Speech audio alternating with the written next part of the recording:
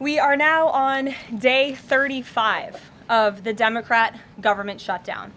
The Democrats' obstructionism will break the record for the longest government shutdown in American history tonight. The Democrats are intentionally hurting American families, workers, and businesses with this shutdown to fight for free health care for illegal aliens and to appease their radical left-wing base. And it's a total disgrace. Since the Democrat shutdown began, 4 times as many staffing shortages have been reported at air traffic control facilities compared to last year. TSA checkpoint wait times ballooned past 3 hours at Houston's George Bush Intercontinental Airport, with some passengers enduring up to 5 hours in line. More than 13,000 air traffic controllers are continuing to work without pay. Because of the Democrats, these men and women who keep our airspace safe and moving will miss a second paycheck in a row. President Trump and Republicans want you to get your paychecks. They want you to be paid. Can you help clear up some confusion about SNAP benefits? Sure. No, the administration is fully complying with the court order. I just spoke to the president about it. The recipients of these SNAP benefits need to understand it's going to take some time to receive this money because the Democrats have forced the administration into a very untenable position. The best way to get the full amount of SNAP benefits to those beneficiaries is for Democrats to reopen the government. So to anyone who is a SNAP beneficiary at home who needs that assistance, and the president was just saying this is for people who are truly needy, who need food, who need this assistance from the United States government. Democrats are holding it up and making it difficult for the administration to get those payments out the door. So if you are at home and you want your SNAP benefits, call the Democrats and tell them to reopen the government. I can speak for the president in saying we are continually pushing Mexico to do more to tackle the drug trafficking and the drug cartels within their country, and we are working with them in any way that we can. And the president has obviously used the full range of executive options in his authorities to crack down on drug trafficking at our southern border and to designate these cartels as foreign terrorist organizations and additional actions as well. Good afternoon, everybody. Nice to see you on this beautiful fall afternoon. We are now on day 35 of the Democrat government shutdown. The Democrats' obstructionism will break the record for the longest government shutdown in American history tonight. The Democrats are intentionally hurting American families, workers, and businesses with this shutdown to fight for free health care for illegal aliens and to appease their radical left-wing base. And it's a total disgrace. This past weekend, Americans traveling to weddings, funerals, vacations, and meetings faced significant flight disruptions at airports across the country because of staffing shortages. On Sunday alone, more than 5,000 flights traveling to and from U.S. airports were delayed. Since the Democrat shutdown began, 4 times as many staffing shortages have been reported at air traffic control facilities compared to last year. TSA checkpoint wait times ballooned past 3 hours at Houston's George Bush Intercontinental Airport, with some passengers enduring up to 5 hours in line. At nearby William P. Hobby Airport in Texas, security wait times are routinely exceeding 1 hour. More than 13,000 air traffic controllers are continuing to work without pay. Because of the Democrats, these men and women who keep our airspace safe and moving will miss a second paycheck in a row this Friday if Democrats refuse to open the government. Let me be clear to our incredible air traffic controllers across the country. President Trump and Republicans want you to get your paychecks. They want you to be paid. Please call on your Democrat senators and tell them to side with President Trump and Republicans to vote to reopen the government. Our nation's 4 largest airlines, United, Delta, American, and Southwest, have now all endorsed the Republican nonpartisan clean funding bill to end the government shutdown. Major unions, collectively representing tens of thousands of pilots, have also joined the airlines in calling on Democrats to pass the clean nonpartisan CR. The travel industry is also imploring Democrats to end the shutdown and reopen the government. Nearly 500 companies and groups in the travel business, including casinos, hotels, and convention bureaus, signed a public letter warning that America's travel economy has already lost $4 billion due to this Democrat shutdown, and they have called for the Republican CR to be passed, saying Americans expect and deserve a fully functioning federal government during the peak holiday travel season. Never before have we seen private industry and union leadership so unified on the same issue, rallying behind Republicans in such a vocal way. The Democrats have completely lost the plot. They are endangering the safety, prosperity, and livelihoods of millions of Americans. It's well past time Democrats do what they did 13 times under Joe Biden and pass the clean funding bill extension. All we need are 5 Democrat senators to put country over party and vote to end this reckless shutdown. In other news, tomorrow will mark the 1-year anniversary of President Trump's historic election victory, where he won nearly 80 million votes, the popular vote, in all 7 swing states. This was the ultimate poll on November 5th. The president secured a mandate to make America great again, and he has delivered in record time. Never before have we had a president who has kept their promises like President Trump has. I'd like to go over a few of those with you. In less than 10 short months, President Trump signed the largest middle-class tax cut in history, including no tax on tips, overtime, and Social Security to put more money back into the pockets of the American people. The president ended the southern border invasion of the Biden administration, made our border the most secure in history, and he is carrying out the largest mass deportation campaign of illegal aliens in our nation's history to protect our homeland, just as promised.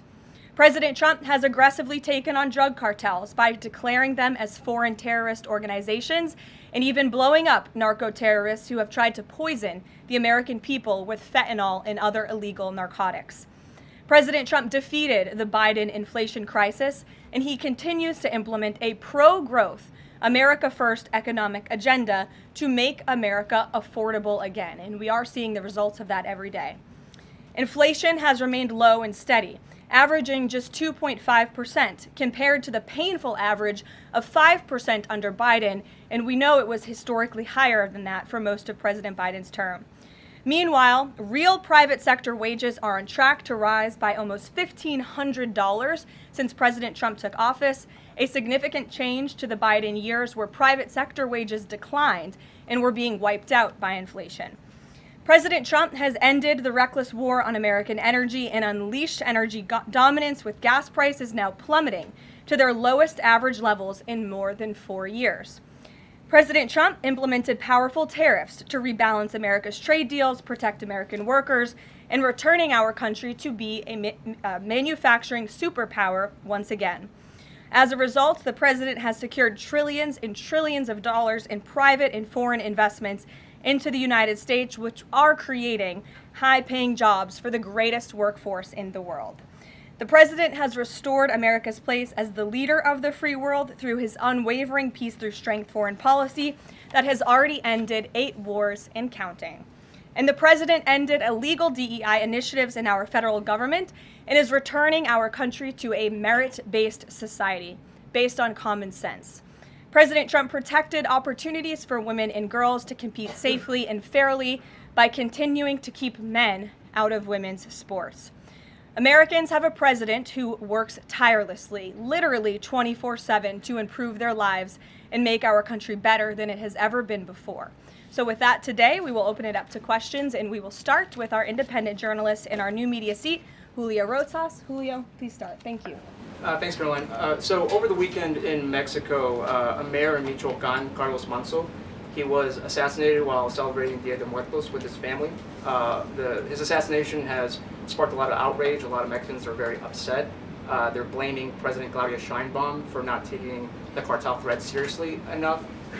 Yesterday, she said that, once again, she's not going to allow any foreign military intervention to take on the cartels on Mexican soil, and that Mexico is not going to pursue a drug war similar to what they've done in the past. So my question is President Trump satisfied with Claudia Sheinbaum's approach to cartels? And if not, has Manzo's assassination kind of opened up some new options for the United States to pursue regarding cartels?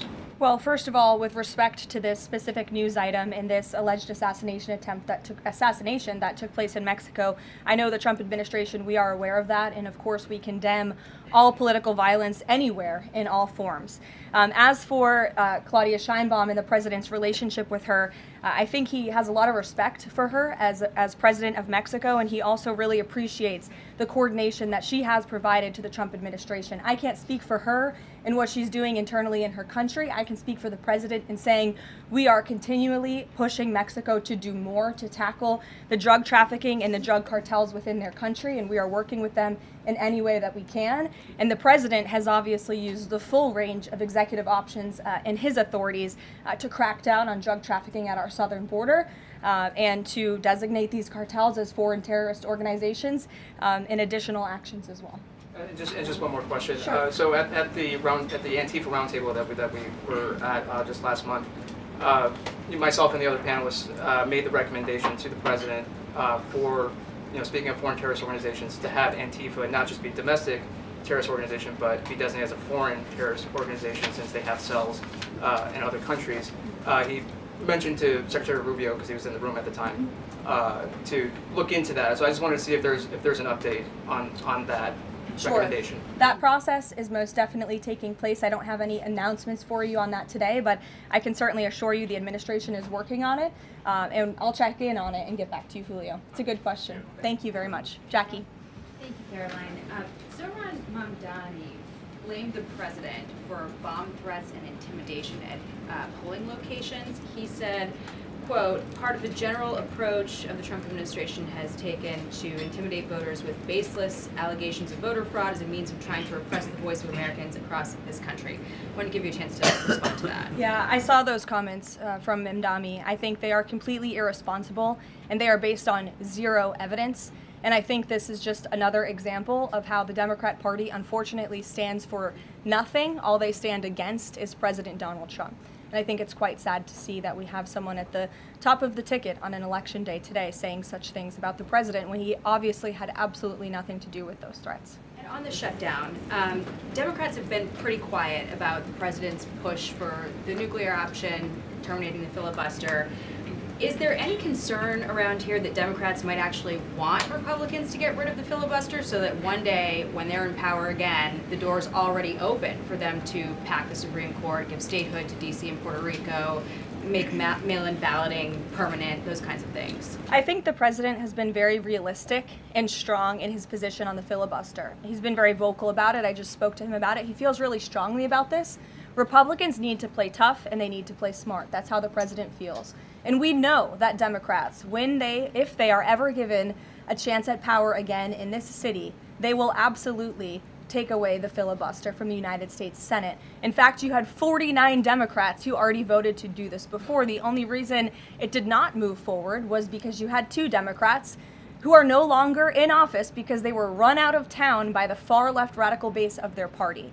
And so President Trump is quite clear on this. He wants to see Republicans move as many good pieces of legislation for our country forward in the next 3 years of his administration as they possibly can. And the filibuster is one means to doing that. You talked to Johnson and Thune about it. I know that they had both voiced some opposition. Have there been any conversations with them? He has. He's made his position to them very clear, both publicly and privately. Ouija. Can you help clear up some confusion about SNAP benefits? Because Sure. The president just posted that they will only be given out when the radical left Democrats open the government and not before. Mm-hmm. But just yesterday, the administration said it would comply with a court order to expend the full amount of SNAP contingency funds by end of business day yesterday. So did the administration distribute that money or defy that court order? No, the administration is fully complying with the court order. I just spoke to the president about it. The recipients of these SNAP benefits need to understand it's going to take some time to receive this money because the Democrats have forced the administration into a very untenable position. We are digging into a contingency fund that is supposed to be for emergencies, catastrophes, for war. And the president does not want to have to tap into this fund in the future, and that's what he was referring to in his Truth Social post. So the Department of Agriculture, as for the latest SNAP payment in the judge's order, put out guidance to states today on how to get that money to the recipients of SNAP. but it's going to take some time. The best way to get the full amount of SNAP benefits to those beneficiaries is for Democrats to reopen the government. So to anyone who is a SNAP beneficiary at home who needs that assistance, and the president was just saying, this is for people who are truly needy, who need food, who need this assistance from the United States government. Democrats are holding it up and making it difficult for the administration to get those payments out the door. So if you are at home and you want your SNAP benefits, call the Democrats and tell them to reopen the government. Blocking that contingency fund for the future if this shutdown lingers on? Look, the president does not want to have to continue to dip into a contingency fund that doesn't even have enough money, by the way, to fund the full program. It takes $9 billion to get the full scale of the benefits out the door. This contingency fund only has about $5 billion in it. So again, Democrats need to reopen the government so we can get these benefits out the door for people who truly need them. Kate. Thanks. The president suggested that if Mamdani wins, that he would cut federal funding to New York. How much funding would be impacted? What would be impacted there? Well, look, we won't get ahead of the election results, nor will I speak to what the president may do in the future. We'll see how tonight goes, and then I'll let him speak on it further. And why did the administration exclude Democratic lawmakers last week? There was a briefing about U.S. strikes on alleged drug trafficking boats. Why were those Democrats excluded? The administration has briefed Congress on these matters 8 separate times, and Democrats have been included in those briefings. In fact, I know that Secretary Rubio will be on Capitol Hill tomorrow to brief the Gang of 12, which includes Democrats as well. So the president's made it very clear, if senators want to understand the administration's operations against narco drug traffickers, we are very happy to speak with them about that, and we will continue to do so. But we've been incredibly transparent. As I said, there's been 8 briefings on this topic, with the 9th coming tomorrow. Rachel. Thanks, Caroline. There's been some reporting out there about the possibility of furloughed workers not getting back pay. We know that the president signed that bill into law in his first term. Does the administration guarantee that all furloughed workers will get back pay? This is something we are very much open to discussing with Democrats as part of the discussions about the continuing resolution to keep the government open, and it's something that Republicans are talking with Democrats about right now. I won't get ahead of those negotiations or discussions. That's a possibility that may not happen, even though it's law. I just said Republicans in the White House are very much open to discussing this with Democrats. And just one last question. As this government shutdown now drags on, about to make history as the longest government shutdown in American history, can you talk about what the president is personally doing to try to see an end to this? He's pushing Republicans to keep voting and to keep opening up the Senate floor to vote for the clean continuing resolution. He had the Senate Majority Leader and the House Caucus Leader, Hakeem Jeffries, here at the White House to talk about this in the very early stages, to give them a chance to come to their senses and avoid this entire government shutdown at the very beginning. And they chose not to. And I think it's been very clear to everyone in this room and to everyone across the country that the Democrats are playing partisan politics with our United States federal government. And all Republicans have wanted to do for the last 35 days is reopen the government. That has been the president's position since day one. It is his position today on day 35. And all we need are 5 common sense Democrats who have a little bit of courage and come to the table and vote with Republicans. I saw Senator John Fetterman on television last night saying that he hopes more folks in his party will step up. And we certainly agree with him on that point. Sure. Caroline, the president posted on True Social that the voting underway in California is, quote, rigged. What evidence does he have of that, and what does it mean that mail-in ballots in that state are under legal and criminal review? By whom and why? And also, in this vein, does the White House still plan to issue an executive order banning mail-in voting, and what legal authority do you have to do that? The White House is working on an executive order to strengthen our elections in this country and to ensure that there cannot be blatant fraud, as we've seen in California with their universal mail-in voting system. It's absolutely true that there's fraud in California's elections. It's just a fact. It is just a fact. They have a universal mail-in voting system, which we know is ripe for fraud. And if you want to deny that, I'm happy to provide you all of the evidence for it. I'd be glad to send that to you after this briefing. Rigged. Fraudulent ballots that are being mailed in the names of other people, in the names of illegal aliens who shouldn't be voting in American elections. There's countless examples, and we'd be happy to provide them. As for executive action the White House is taking, yes, we are looking into that. And like any executive order, of course, any executive order the president signs is within his full executive authority and within the confines of the law. Stephen. Thank you, Caroline. I've got two questions I'd like to ask you about New York, but first I'd like to ask you about breaking news from the Attorney General. She revealed just about an hour ago that the Biden Justice Department seized President Trump's official first-term phone and subpoenaed his private phone records. Do you have a reaction to that? And also, do we know if they actually got those private call records? I saw the Attorney General's post on that. For additional questions, I would refer you to the Department of Justice, but I think this is just further evidence of the egregious overreach and weaponization of government that took place under the previous White House against then former President and now President Donald J. Trump. It was a clear effort by the Biden White House and the Biden DOJ to go after the president, and this is just further evidence of that. On New York, we've seen the president's messages that he's put out, but could you describe how he's feeling as a New Yorker watching this election? Well, the president is a New Yorker and he loves New York. It is his home. He talks about that all of the time, and he's made his thoughts on this election quite clear, I think, himself. In the back, yes, go ahead. Thank you. Over the weekend, there were reports. I was going to you in the green, but go ahead and then you can have your question. Thank you. Over the weekend, there were reports that President Trump was due to host President of Syria, Ahmed al-Sharia, on Monday. Do you have any preview for that meeting? Is he expected to invite him to join the U.S.-led anti-ISIS coalition?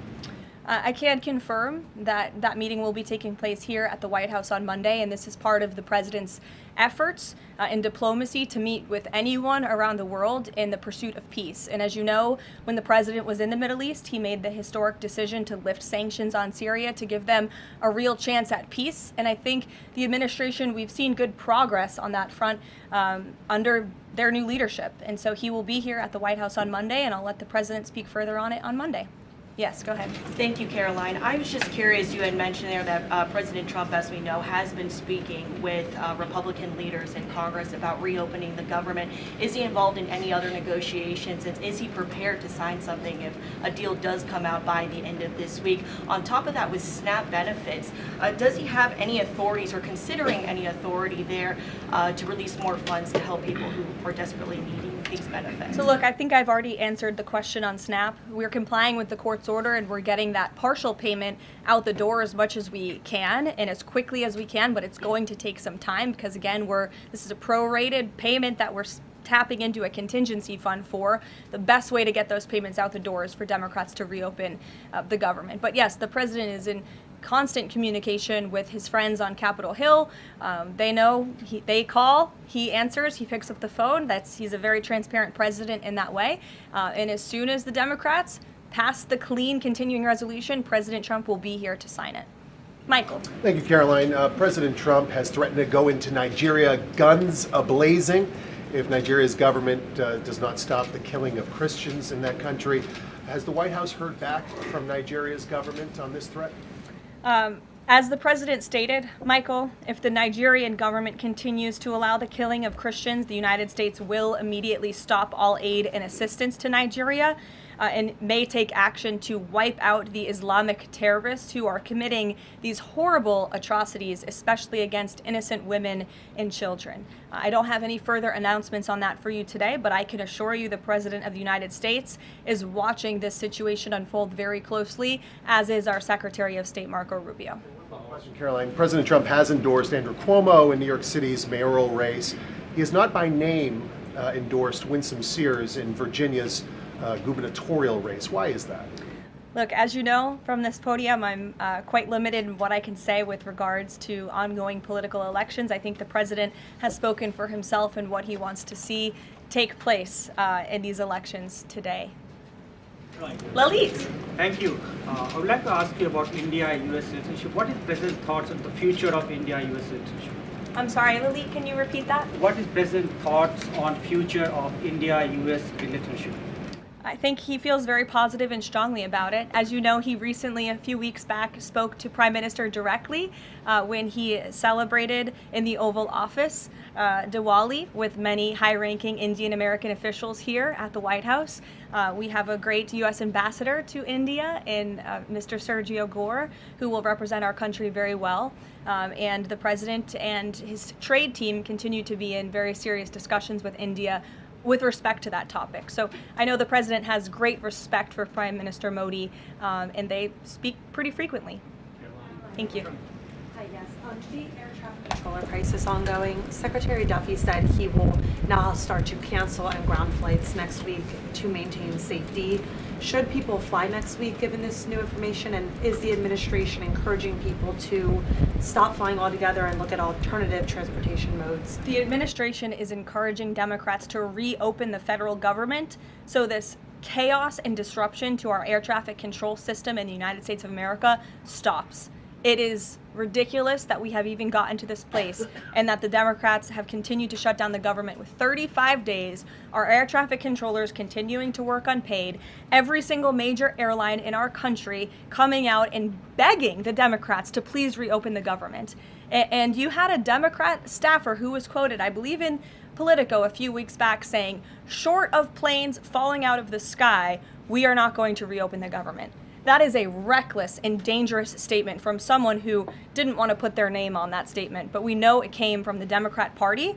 And I think we're very clear. We want to reopen the government so we can resume travel in the safest and most efficient way possible, especially as we head into the busiest travel season of the month. We have Thanksgiving in a few weeks. And so Americans across the country need to make it very clear to their Democrat representatives that we want this government to be reopened so we can resume safe and efficient travel. Fran. Caroline, as of last I checked, the president still had not commented on the death of former Vice President Dick Cheney. Is the White House involved in the funeral arrangements in any way? Does the president plan to speak at the funeral? Has he spoken to anyone in the Cheney family today? And does the White House have an opinion on whether or not the former vice president should lie in honor or stay in the Capitol? I don't believe the White House is involved in that planning, or at least hasn't gotten to it yet. I know the president is aware of the former vice president's passing, and as you saw, flags have been lowered to half staff in accordance with statutory law. Jasmine. Thank you.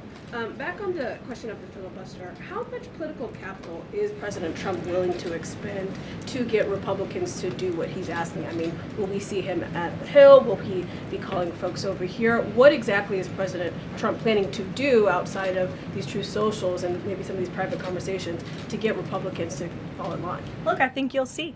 I think you'll see the president continue to engage very strongly and consistently with his friends on Capitol Hill. I don't have any meetings to read out for you at this time, but I think you should stay tuned and keep your eyes on Truth Social on this matter. The president's making his position on it quite clear. And again, he is right. Republicans need to play tough.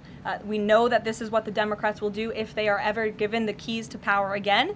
And he wants to pass as many good pieces of legislation as we possibly can for our country and for our people. That includes election integrity reforms. It includes additional tax policy. It includes, fixing our immigration system further in ways that only Congress can. And the president fears with a Democrat Party that is so radical and opposes everything he does and everything he says, this is the only option for Republicans to move forward. Karen. Question. President Trump said to CBS in the 60 Minutes interview that he did not know the Binance founder, which he pardoned. What exactly did he mean for that? I know it caused. He means he does not know him personally. He means he does not have a personal relationship with this individual. And when it comes to pardons, the White House takes them with the utmost seriousness, and the president understands the responsibility that he has as president to issue clemency and issue pardons to individuals who are seeking that. That's why we have a very thorough review process here that moves with the Department of Justice and the White House counsel's office. There's a whole team of qualified lawyers who look at every single pardon request that ultimately make their way up to the President of the United States. He's the ultimate final decision maker. And he was very clear when he came into office that he was most interested in looking at pardoning individuals who were abused and used by the Biden Department of Justice and were over-prosecuted by a weaponized DOJ. And the individual you're referring to, that was certainly the case. Even the judge in his case said that the sentencing that the Biden administration was asking for was egregious and went too far. And so the president is correcting that wrong, and he has officially ended the Biden administration's war on the cryptocurrency industry, and I think that's the message he sent with this pardon. Karen, yes. Back on the issue of back pay for furloughed workers, you said that the White House is open to discussing that with Democrats, but what would that discussion even be? There was a law, the president signed it in 2019. what could a discussion look like? Why is that even open for discussion? Look, Karen, as I said, Republicans are talking about that with Democrats right now, and I don't want to get in the middle of those sensitive conversations. But as we've complied with the SNAP order, the White House, the administration is always going to comply with the laws. We're always going to comply with the ruling of judges across the country. But the Republicans are discussing this matter with Democrats right now. Why would there even be a consideration of not paying those workers? Tom Dempsey with News Nation. Big day in the Supreme Court tomorrow with President Trump's tariff policy facing a legal challenge. What's at stake with that case? And if the Supreme Court rules against the Trump administration, what is Plan B for trade policy? I'll tell you, the White House is always preparing for Plan B. It would be imprudent of the president's advisors not to prepare for such a situation. With that said, we are 100% confident in the president and his team's legal argument in the merits of the law in this case, and we remain optimistic that the Supreme Court is going to do the right thing. The importance of this case cannot be overstated. The president must have the emergency authority to utilize tariffs. Look at what President Trump has been able to do with the leverage and the power of tariffs. He's been able to sign peace deals all over the world and end global conflicts and literally save lives. He's been able to bring in trillions of dollars of investments into our country. In fact, this year alone, we are going to cut the deficit by $600 billion, namely because of the president's effective use of tariffs. And the president strongly believes that economic security is a matter of national security, and tariffs have a lot to do with that. And this case is not just about President Trump. It's about the use of this emergency authorization for tariffs for future presidents and administrations to come, and we're confident and hopeful that the Supreme Court will do the right thing. Kristen. Why did President Trump get an MRI during his recent visit to Wall Street?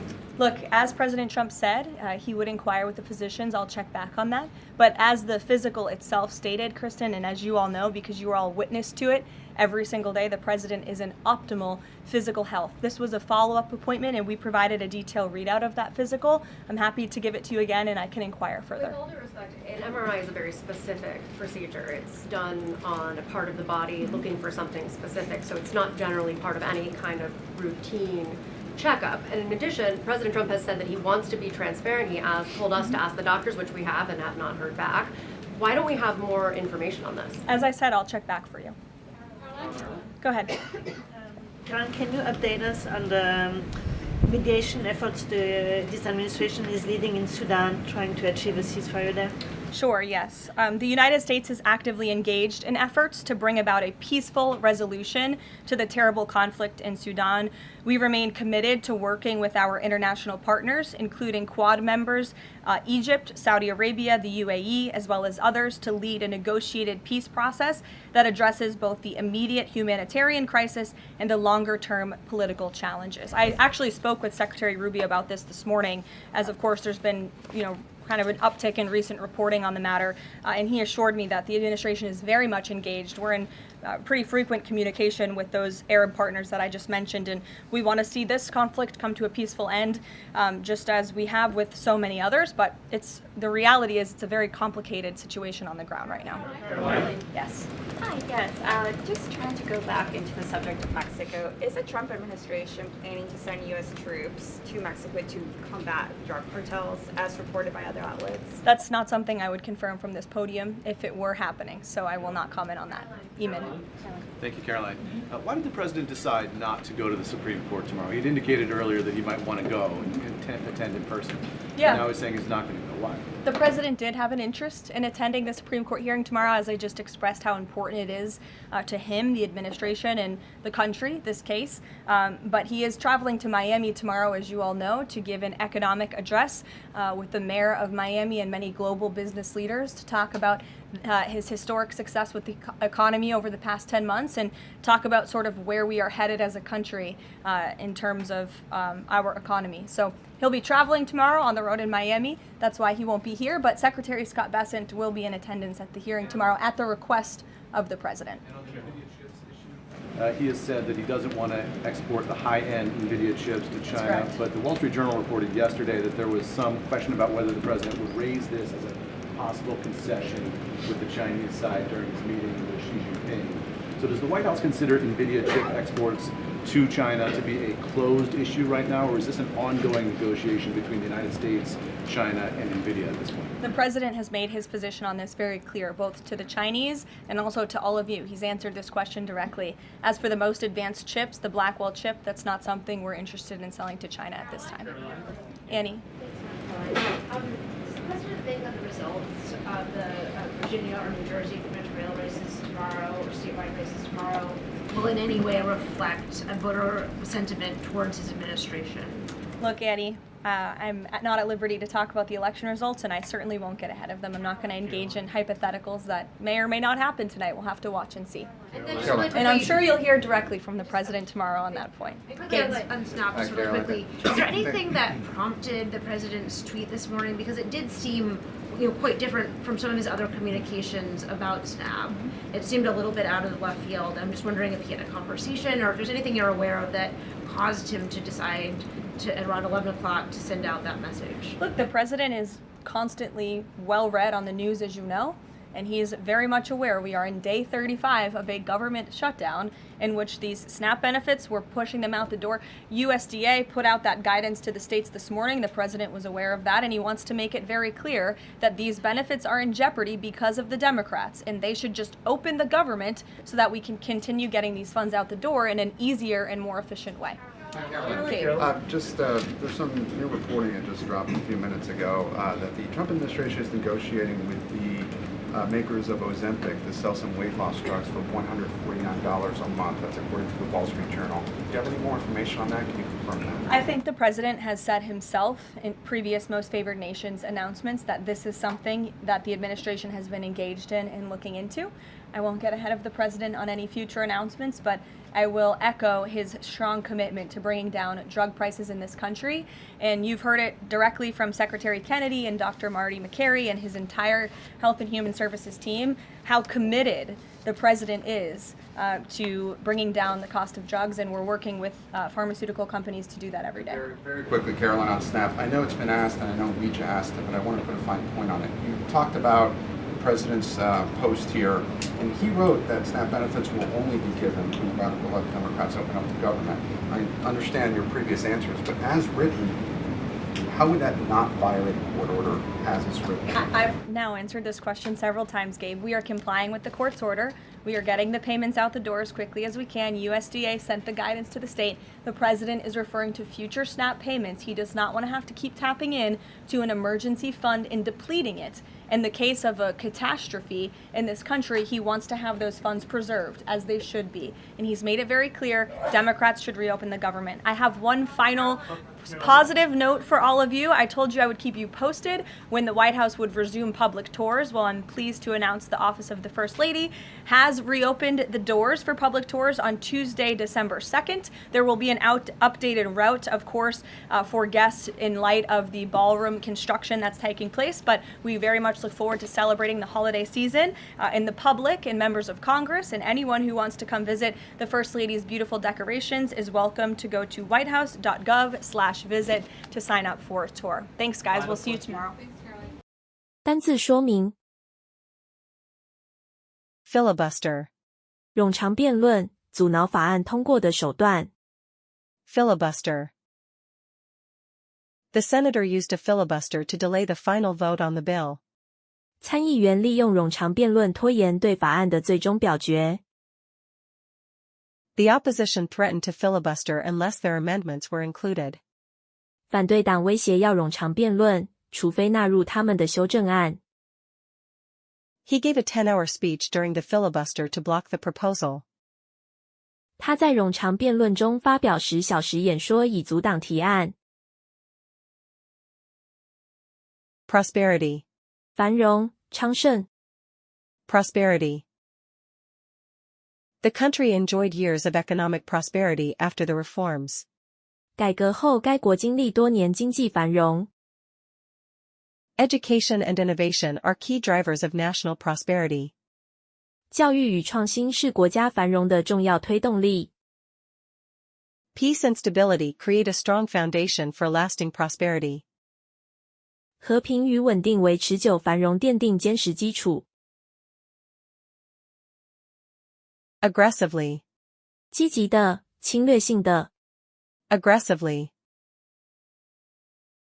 The company is aggressively expanding into international markets this year. 该公司今年积极拓展国际市场。She negotiated aggressively to secure the best possible deal. 她积极谈判以争取最有利的协议。The army responded aggressively to the enemy's sudden attack. 军队对敌人的突袭做出强烈反击。Allegation. 指控、指责。Allegation. The company denied every allegation of fraud and corruption. 公司否认所有有关诈欺与贪污的指控。An independent committee will investigate the allegations against the minister. 独立委员会将调查对该部长的指控。False allegations can ruin a person's career and reputation. 虚假的指控可能毁掉一个人的事业与名誉。Blatant. 明显的、公然的。Blatant. His blatant disregard for rules angered both colleagues and supervisors. 他公然无视规则，使同事与主管都愤怒。The ad was a blatant attempt to mislead customers. 这则广告是明显企图误导消费者。Her blatant lie destroyed the trust between them completely. 她明显的谎言彻底摧毁了彼此的信任。Statutory. 法定的，依法规的。